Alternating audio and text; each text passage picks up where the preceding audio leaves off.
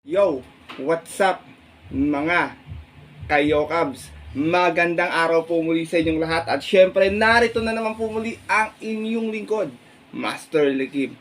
At welcome back po muli dito sa ating Master Lekim TV. Bago po natin simulan itong ating video ngayong araw mga bayang kalisay, make sure na dapat nakalike na tayo at nakasubscribe. Pakihit na rin syempre notification bell or bell icon para maging updated po kayo sa mga susunod ko pa pong upload na video. At ngayong araw mga bayang kalisa, meron tayong muling 2-part na ating video para po sa ating konting silip at giya ngayong araw po ng linggo, December 31, 2023, huling araw ng taon ng 2023 at sana po makadihado tayo mga bayang karista. Sunday Racing, dito po muli sa Metro Turf Malbar, Batangas at meron po sila inihandang 10 races na magsisimula po sa ganap na alas 11:15 ng umaga. Medyo maagi ating karera kasi di tayo pwede abutin ng hapon mga bayang kasi alam na naman magdidisperas po ng bagong taon. At meron po tayong dalawang highlight race ngayong araw po ng linggo, yung ating third leg juvenile stakes race at ating imported local challenge po na nasa race number 1 and 2. Kaya tingin ko magandang karera po ito araw ng linggo. At I hope sana makatulong sa inyo ito ating konting silip at giya at makadihado po tayo. Na syempre hindi ko na rin papatagalin agad yan bayang karerista. Pupuntahan natin po agad yan matapos lamang po yung ating maikling intro. Kaya let's go mga kayokabs!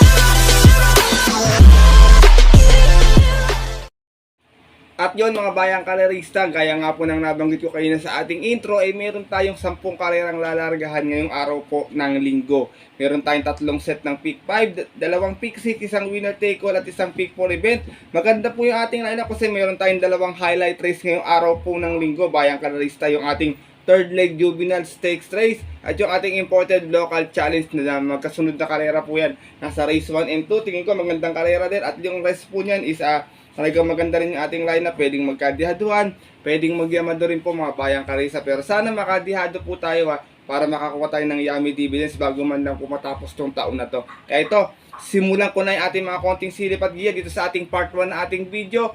Wala nang patumpit-tumpit pa syempre. Good luck po sa inyong lahat. Happy racing and start na po tayo. Race number 1, start na ating first pick 5 event, National AIDS Awareness Month. 1800 yung ating distansya. First highlight race ngayong araw ng linggo, ang 2023 Pilracom Imported Local Challenge. Pero lahat to puro imported, wala akong nakitang local sa kanila to mga bayang kaderista. Meron tayong 6 na kalahok na maglalaban-laban dito. Ang balita ko po kasi dito is scratch si Treasure Hunting. Paki-confirm na lang po mga bayang kaderista kung scratch po talaga siya. Dito ako, first choice ko. Last time maganda yung tinakbo, baka dito magtuloy na, lalo na sa baka solo taga ito dito. Numero 1, Senshi Spirit, narerendahan po ni Alison Pabilik. Last time sa Milya, meron tong 139.2. Na segunda po ito mga bayang karisat. Uno-uno yung naging outing siya nagdala ng Marcharon. Out of 5 runners na naglaban-laban sa isang special race po. At yun po ng December 17 kung saan tinalo po siya doon nung nandito rin kalahok na si Shastalu. Same rider pa rin po tayo dito bayang karista, Alison Pabilik para sa ating Grey Galloper na numero 1 si Senshi Spirit. Second choice ko na maaari na rin nilang makalaban sa karera na to, numero 2, Shastalu na galing sa panalo last time, narerendahan muli ni Pau Pau Guse. Ito naman si Shastalu, may 138.6 last time. Nanalo ito kung saan umalis ito ng 5-5 out of 5 runs na naglaban-laban sa isang special race po yung po ng December 17 nga po kung saan tinalo nga po niya doon yung first choice ko po ditong si Senshi Spirit. Same rider pa rin tayo rito, regular jockey na to John Paul A. Guse para sa ating numero 2 na si Shastalu. Race number 1, bayang karerista, first choice ko po muli, baka makaporma sa unahan nung hindi mabuliglig, itingin ko baka tumapos kahit mahaba yung karera. Numero 1, Senshi Spirit. Second choice kung sakali magkakaroon na early speed battle, pwedeng umagapay. Numero 2, Shastalu. Good luck po. At narito na tayo sa ating race number 2 kung saan start na ating first pick 6 event. Milya naman po ating distansya. Second highlight race ang ating 2023 third leg juvenile stakes race. Meron tayo ditong 11 runners but 9 in betting number lamang. Meron tayong dalawang couple entries sa karera to. Magandang karera, bayang karisa. Dito yung mga upcoming triple crown contenders natin. next year na maglalaban-laban, sino kaya yung mamamayani sa kanilang grupo sa ngayon. Dito ako, first choice ko, natalo lang to by inquiry last time, numero 11, Every Sweat Counts, narerendahan po ni JD Zarate. Itong si Every Sweat Counts last time sa 1400, may 125.6. Nanalo po siya sa takbuhan, pero nadeklara nga po siyang second placer na lamang. 3-2 yung naging outings niya, out of 8 rounds na naglaban-laban sa special race po noong December 17, kung saan ang nanalo nga po noon by inquiry yung kabayong si Bill Jordan. Same rider na rin tayo dito, JT Zarate, para sa ating numero 11, si Every Sweat Counts. Second choice ko, galing din po sa panalo last time, mga bayang karisa to, maganda yung tinatakbo nito eh.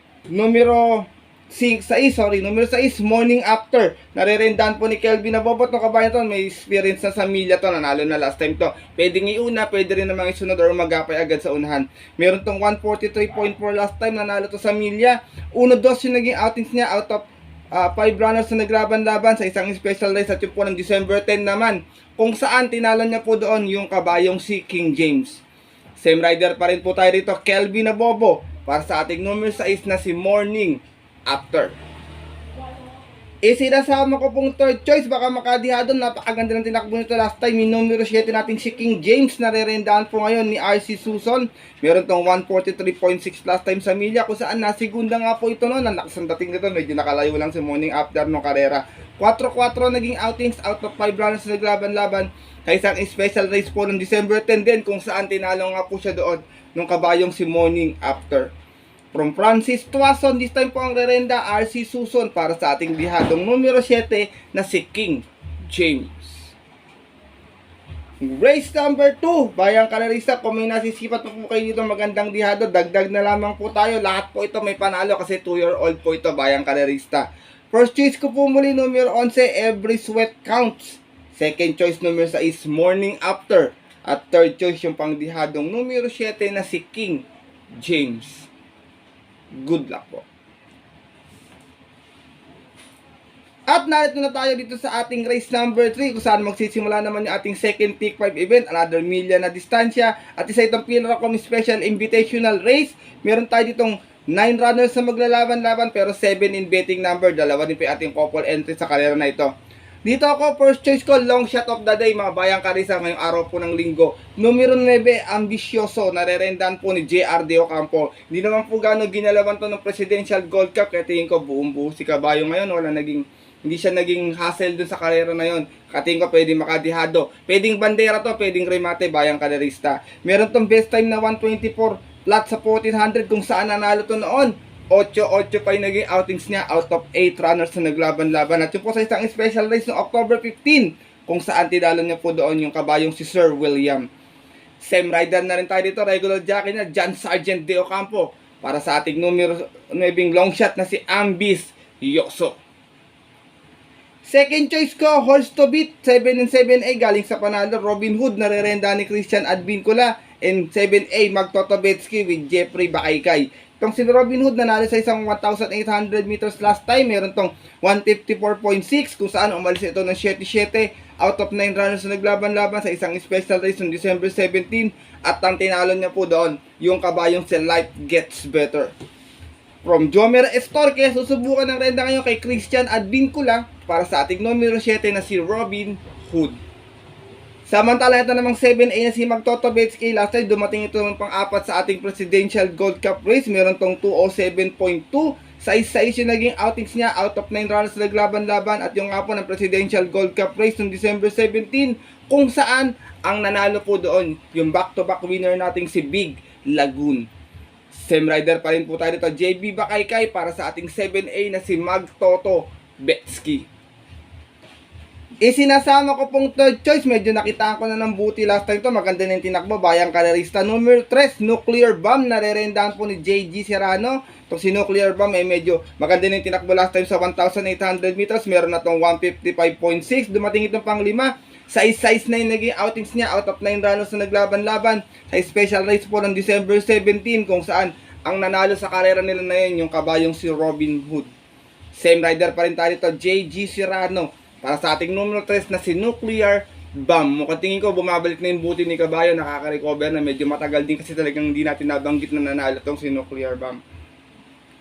Race number 3, Bayang Kalarista, magandang kalera po ito. Kung may nasisipat po kayong magandang dihado rito, dagdag na naman po tayo ha. First choice ko po muli, long shot ko po ngayong araw ng linggo, numero 9, Ambisyoso. Second choice, Horse to Beat, Robin Hood and Magtotobetsky. And third choice din yung couple entering tres na si Nuclear Bomb and Sophisticated. Good luck po. At lipat na tayo din sa ating race number 4 kung saan mag-start naman yung ating winner take all event. 1400 na ating distansya dito.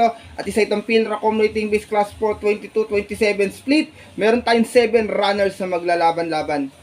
Dito ako, first choice ko, Horse to Beat. Maganda na tinatakbo nito. Yung numero 7, Eye in the Sky. Nare-rendahan po ni Boji Henson. Last run, maganda yung tinakbo. May 126.8 na tarsera ito. 8 sa is naging outings out of 14 runs na naglaban-laban. Same rating base din po po ng December 17 kung saan ang nanalo po doon yung kanyang couple entering si Runway 10. Same rider pa rin po tayo dito at Boji Henson para sa ating numero 7 si Eye in the Sky. Second choice ko, pagpalaban, tingin ko mapapalaban talaga sila dito. Tsaka buenas pa ang sakay ngayon. Numero 6, Chocolate Thunder. Nare-rendahan po ni Charles Reyes. Si Chocolate Thunder, meron tong best time na 126.6 na ulit tumakbo dito sa Malbarnon. Dumating itong Tarsera, 1-2 yung naging outings niya. Out of 8 trials na naglaban-laban sa isang special race noong November 18 naman po. Kung saan, tinalo po sila doon nung kabayong si Magna Cum Laude. From RM Adona, this time po, si A. Reyes ang terenda para sa ating numero 6 na si Chocolate Thunder. Isinasama ko pong third choice. Maganda rin yung tinakbo last time. Wala sa KT ngayon pero merong Australia. Numero 2, Noble Touch. Nare-rendahan po ngayon ni JB Bakaykay. Last time may 128.2 to. Natarsera ito. 5-2 naging outings niya. Out of 10 runners na naglaban-laban. Rating base 22-27 din po. At yun po ng December 22. Kung saan ang nanalo po doon yung dihado. Couple entry niya na si Mahusay High. From BJ Guerra, this time po, JB Bakaykay na ang rerenda para sa ating numero 2 na si Noble Touch. Race number 4, Bayang Kalarista. First choice ko po muli rito, numero 7, Imported Horse, Eye in the Sky. Second choice, numero 6 is Chocolate Thunder. At third choice, yung numero 2 na si Noble Touch. Good luck po. At dahil na tayo sa ating race number 5, ang ating huling race dito sa ating unang video na to mga Bayang Kalarista. Start na ating second pick 6 event. Nasa likod na tayo na ating programa, another 1400 meters. Pilracom rating base class 5, 6, and 10 split. Meron tayo ditong 8 runners na maglalaban-laban. Dito ako, first choice ko, sana bago matapos yung taon, makatikim ng panalo, sobrang mabambaba na sa laban. Numero 5, Doktora, nare-rendahan po yung CB Ardonia. Huling takbo sa 1400, may 128 flat to, Bayang Kalarista. Dumating itong segunda, 4-14 naging outings niya. Out of 14 runs na naglaban-laban sa rating B6 and 10 podium po ng October 14, last race. Tinalo po siya doon nung kabayong si Best Offer. From JB Hernandez, this time po rerenda CB Ardonia para sa ating horse to beat na numero 5 si Doc Tora. Second choice ko, sinasama kong second choice na pwedeng magbigay na upset. Nakikita ko magandang diado, medyo bumaba na rin ang grupo. Itong numero 4 natin na si Top Jose, nare-rendahan po ni Elvin Abrea. Ito namang si Top Jose ay meron lamang 116 flat. Sa 1200, dumating itong pang-anim. Sa isa yung naging outings, medyo hindi naman siya ginalaman ng karera na yon.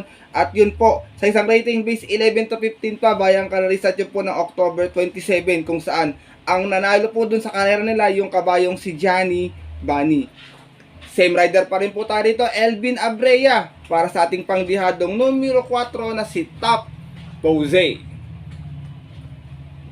Race number 5 po, Bayang Kalarista. First choice ko po muli, lamang sa lamang. Kung talagang palaban at tingin ko, mabibigyan na talaga ng break tong kabayo na to. Numero 5, Doktora.